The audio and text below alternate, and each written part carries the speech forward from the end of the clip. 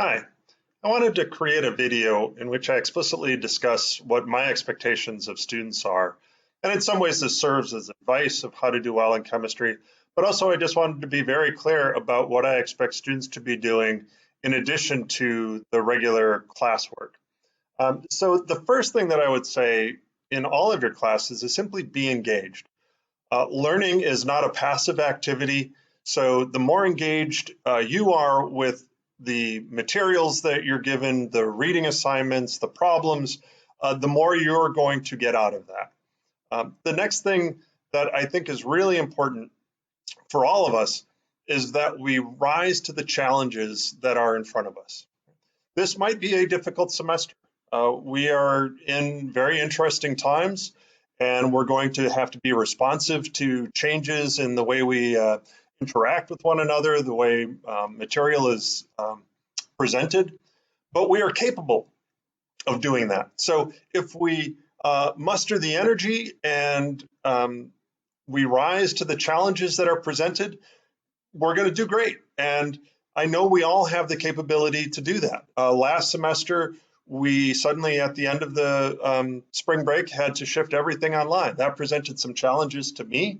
That certainly presented challenges to the students, but we persevered. And I know that as a Drake student, Drake wouldn't accept you if we didn't think that you had the capability of rising to those challenges and adapting to times. And my responsibility is to equally change and adapt and to make materials available to you. So whatever we confront, if we rise to the challenge, we'll do great. The other thing that I wanted to emphasize is stick-to-itiveness. It's tempting, and I know when I was a student, you read a problem and you say, man, I have no idea how to do that, because it just seems overwhelming. And that's a fair initial response. What I hope is that you don't let it just end there, or that you then, just scramble to the solution guide, see how they did it, and then rewrite what they did on the solution guide and think that then you're done. What you've done is simply copied how somebody else solved the problem. In one of my videos, I talked about chemistry is a lot like learning how to ride a bicycle. If all you do is watch somebody else do it, you're going to think that you know yourself how to do it. Oh, that looks easy. You just get on, you pedal, you steer, no problem. But again, we're not usually successful the first time we do it. So if all we're doing is looking at somebody else's solution to a problem, it doesn't necessarily mean that we ourselves will be able to solve that very same problem when asked to do so the first time. So try to minimize the impulse to immediately get the right answer, which does mean that doing problems might take longer because you're going to have to go back in the chapter and reread some material. You're going to have to look at example problems that were worked out and see how that example problem maybe relates to the problem that you're trying to do. But the more you work at problems yourself, the more you will be learning. So I'm not saying that tutors and coming to me for help aren't helpful at all, but if you've put in all of that initial energy and effort to trying to understand the material that surrounds that question, then when somebody explains, hey, this is the missing link for you, then all of that scaffolding will help and help you solve problems and help you learn more in general than if I just show you how to do a problem and then you think you know how to solve it because you've been shown it and you can follow the solution. There's a big difference between being able to follow what somebody else has done and generate it yourself. So chemistry is a challenge. There's really no bones about it. It can be difficult at times, or it's certainly at least foreign in some ways. It is like learning a new language. So we have to be patient in that process. If you play a sport, or if you play music, or if you have a hobby that you're really into, you know that you didn't get good at those things right away. I mean, think about how many years you've been doing those things. So why we expect ourselves to be good at general chemistry right away, and I should be able to read a problem and do it, and if I can't, well, then I'm not good at it, or I don't care, or I'm not going to do it. We don't have those responses to the other things in our life that we voluntarily undertake. And being in chemistry is a voluntary pursuit. Your chosen career relies on it. So this is something that's worth taking the time to cultivate, to develop, and to the extent possible, separating I want to learn from I want to get a good grade. Good grades follow from learning a lot. They really do. I don't think it's possible to set out to say, I want a good grade, but I don't want to learn a lot. The two are mutually, you can't do that. They're not mutually exclusive. If you learn a lot, that will manifest itself in being able to do problems, which will manifest itself to success on exams. So it takes time and it takes patience and it takes that stick-to-itiveness. Another thing that I would encourage for success in this course, or that I expect from students, is that you are reading the textbook. In a lot of high school classes, my guess is that it's probably possible to succeed in those courses just based on whatever the teacher said. The teacher distributes notes. These are the things I want you to know, and you memorize them, or there's a subset of problems that you have to be able to do. And then if you can regenerate those things on an exam, you're successful. There's too much chemistry to learn from just me lecturing 3 times a week for 50 minutes. So some of that learning is going to have to come from the textbook itself. And in one of the videos, I talked about how to proceed through the textbook to learn information. Don't sit down. I really strongly recommend sitting down to read an entire chapter and then hoping you absorb all that information, and then suddenly you can do all the problems at the back of the chapter. Read limited amounts, read one section, then try the embedded problems in the text, and then try the problems at the back of the book that relate to that section. And if you can't do those, then you know exactly where the material is that you have to relearn or reread. Chemistry builds on itself. So if there's something you're not getting out of those sections, then later on you might have trouble with another concept. Right? But take bite-sized chunks out of the information, which means doing it continuously. So every day, every other day. I think a strategy that's unsuccessful for a lot of students is, okay, Saturday I'm going to do chemistry for 7 hours. It's just not realistic. I don't want to do chemistry for 7 hours, and it's my profession and it's my love. So be realistic about what you're going to accomplish. Whereas, hey, I can do half an hour, I can do 45 minutes. I've got time in between this class and that class to do some work. Maybe I'll sit down and try chapter 1 problems during that time. And then if I don't get those problems, or if I have a question, then tonight I can go to the tutor, or tonight I can email Vaitha and ask him questions about them. Right? So take an approach that is workable. With regards to working problems, again, I expect you to be doing the ones that are in the textbook, in the chapter, embedded within the chapter. The problems at the end of the book, I have posted problems specifically, a list of the problems that I think are particularly good, because most chapters have about 100 problems. I don't expect you to be doing 100, but I do expect you to be doing a subset that I've identified. We also have an online homework system called Sapling. So a word about Sapling.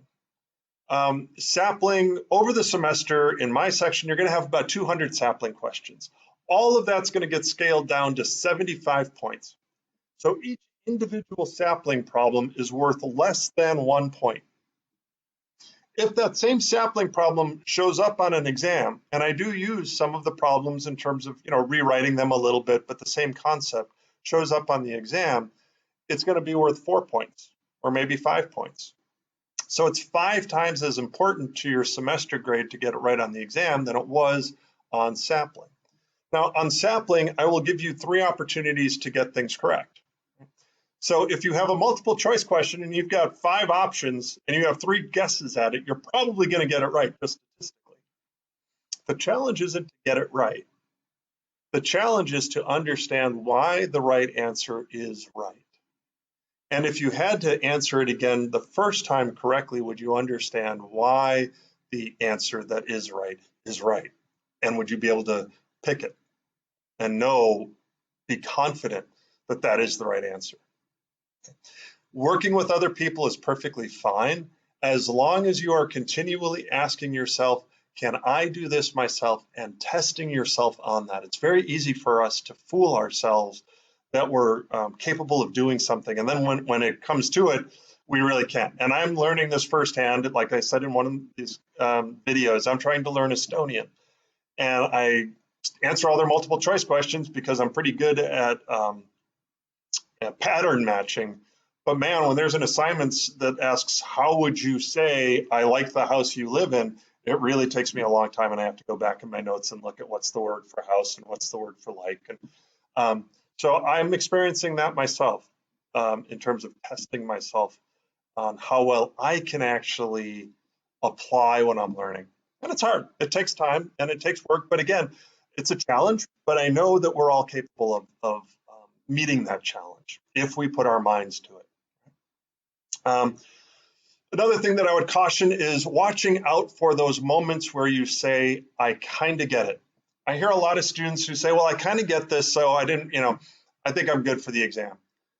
That is a time that alarm bells should be going off, because if you're saying you kind of get it, there's also, that means that there's something you kind of don't get about it. And those are the things to ask about. And it's perfectly legitimate to say, hey, Dr. Vaitha, can I come to your office or can we meet on Zoom? I think I get the gas laws, but I want to make sure that I'm explaining this correctly. I always think about the challenge would be, can I explain this to my mother, or can I explain this to a friend? Can I explain this to somebody who isn't in chemistry but has some science background? If I can't, then I don't fully understand it. And that's what we're going for, is full understanding, not this, I kind of get it.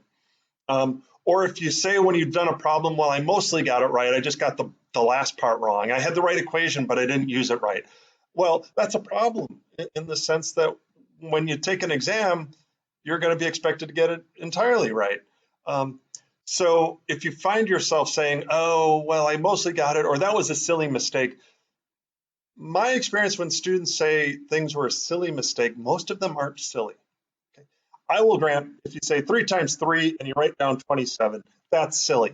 But if you say that there are 1,000 kilometers in a meter, instead of saying that there are 1,000 meters in a kilometer, some people will say, oh, well, I just got it mixed up. No, my inclination is to say, why did you get that mixed up?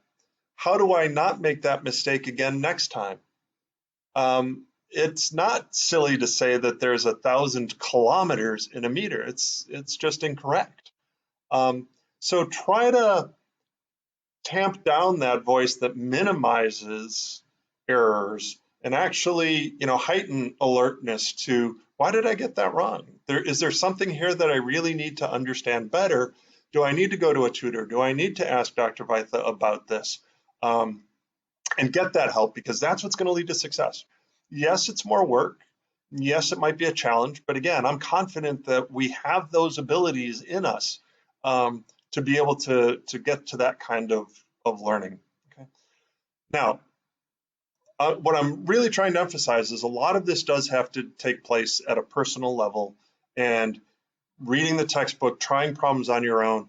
By no means do I want you to be hearing that you are on your own to do this, though.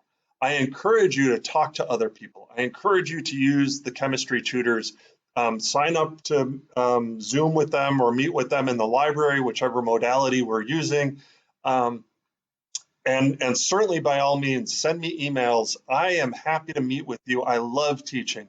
And I love it. I love that spark when people get stuff, and then I see them get it right on the exam, and I see them getting it right in organic chemistry. And I love it when they're seniors in my class, and I get to say, "Remember when we were doing this in Gen Chem and it seemed so hard, and now we get to apply it here." But all of that is a lot more successful if you have worked with that material and have come up with specific questions.